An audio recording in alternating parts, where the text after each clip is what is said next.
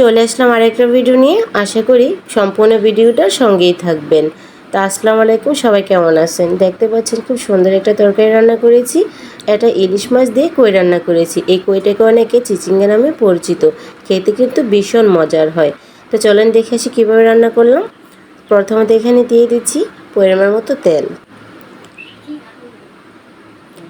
তেলটা গরম হয়ে আসলে এখানে দিয়ে দিচ্ছি ইলিশ মাছ। এটা আমি হলুদের গুঁড়ো, মরিচের গুঁড়ো, লবণ দিয়ে খুব ভালোভাবে মেখে রেখেছিলাম। তারপর এক এক করে মাছগুলো দিয়ে দিচ্ছি। এক পিঠ হয়ে আসলে আবার ও পিঠ উল্টে দিচ্ছি।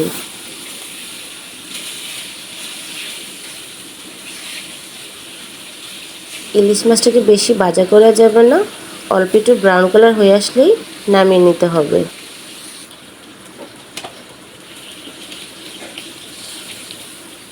এই তো ফাইনালি ভাজা হয়ে গিয়েছে। এখন মাছগুলোকে আমি তুলে নিচ্ছি।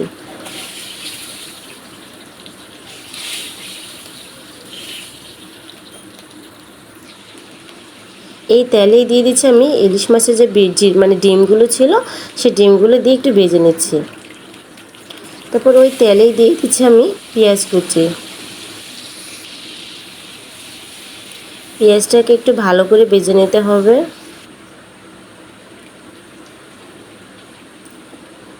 ভাজা হয়ে আসলে এখানে দিয়ে দিচ্ছি আমি পরিমাণ মতো রসুন বাটা, তারপর দিয়ে দিচ্ছি আদা বাটা।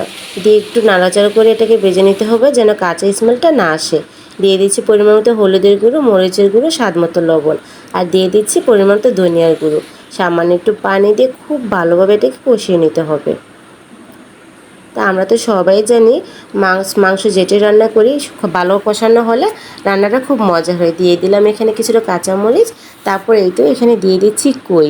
আমরা এটাকে কই নামে পরিচিত, এক এক এলাকাতে এক এক নামে পরিচিত। তো সেই কইটাকে এখন দিয়ে দিচ্ছি।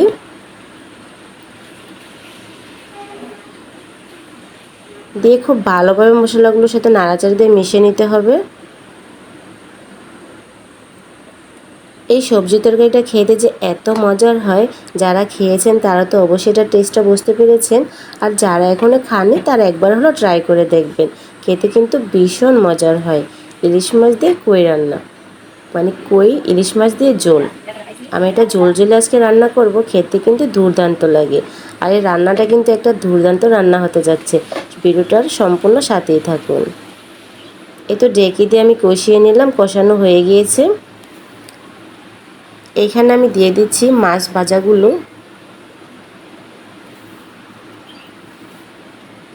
ডিমগুলো দিয়ে দিচ্ছি সাথে।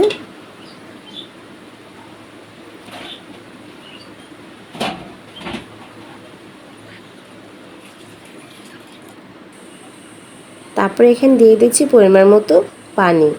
পানিটা এরকম দিতে হবে আপনারা যেরকম ঝোল পছন্দ করেন ওরকমই। তা আমি এটা আজকে একটু ঝোল ঝোলে রান্না করব, সেজন্য একটু পানিটা বেশি দিয়েছি। তারপর ঢাকনা দিয়ে ডেকে কিছুক্ষণ রান্না করব। এই তো বলক চলে আসছে, একটু নাড়াচাড়া দিয়ে দিচ্ছি।